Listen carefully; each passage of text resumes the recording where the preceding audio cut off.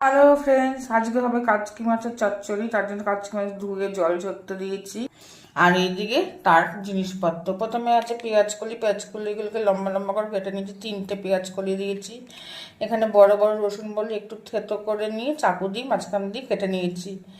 বেগুন বেগুন সব ধুয়ে রাখা, কিন্তু বেগুনের তলায় আছে কাঁচা লঙ্কা, পেঁয়াজ কুচি, একটা মিডিয়াম সাইজের পেঁয়াজ কুচি, ধনেপাতা কুচি, আলু ভাজার মতো আলু কেটে নিয়েছি, আর টমেটো। আর এইগুলো দিয়ে কাঁচা মাছটা মাখবো সর্ষের তেল দিয়ে দিয়ে মেখে বসিয়ে দেবো। ধনে গুঁড়ো, জিরে গুঁড়ো, লঙ্কার গুঁড়ো, সর্ষের তেল, নুন, হলুদ দিয়ে মেখে একেবারে বসিয়ে দেবো। আর এখানে পুরো কাচকি মাছটা আছে, পুরো কাচকি মাছটা আমি দেবো না, অর্ধেকটা দিয়ে করবো, মানে অনেকটা হয়ে যাবে। দুজন মানুষের তো এতটা লাগে না। কড়ার মধ্যে সব দিয়ে দিলাম। সবার আগে দিয়েছি আলু, তারপর সব বেগুন, রসুন, পেঁয়াজ, কাঁচা লঙ্কা, ধনেপাতা, টমেটো সবই দিয়ে নিয়েছি।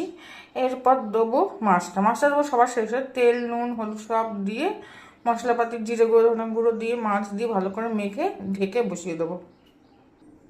মশলাপাতি দিয়ে সর্ষের তেল দিয়েছি, আর ঝাল লঙ্কার গুঁড়ো দিইনি, একটু কাশ্মীরি মির্চ দিয়েছি, কারণ কাঁচা লঙ্কাগুলো না অনেক ঝাল। এবার সব দিয়ে মেখে নেবো।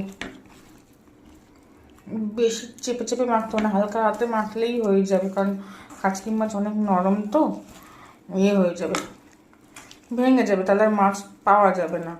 আর কাচকি মাছ দিয়ে আরও একটা রেসিপি হয়, এরপর যেটুকু মাছ রাখলাম সেটা তোমাদেরকে দেখাবো, সেই রেসিপিটা আমি।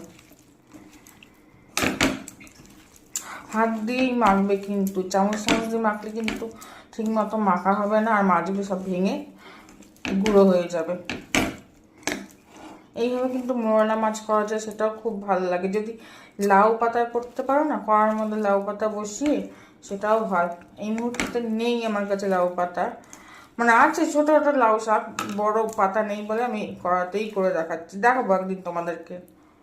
আমি যেভাবে যেমন রান্না করি সেই রান্নাই কিন্তু তোমাদের সাথে আমি শেয়ার করি। আমি কিন্তু ওই ভিডিও করার জন্য রান্না করি না, আমি রান্না করতে ভালোবাসি। আর আমি যা ঘরে করি সেটাই আমি তুলে ধরি তোমাদের কাছে, সাধারণ রান্না।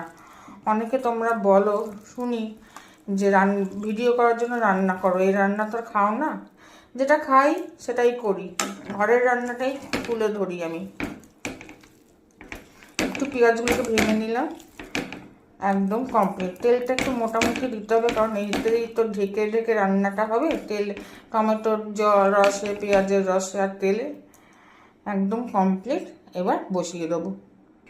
এর মধ্যে একটুখানি জল দিয়েছি, এই যে মশলা মেখেছিলাম হাত দিয়ে, সেই হাতে তো অনেক মশলা লেগেছিলো, তাই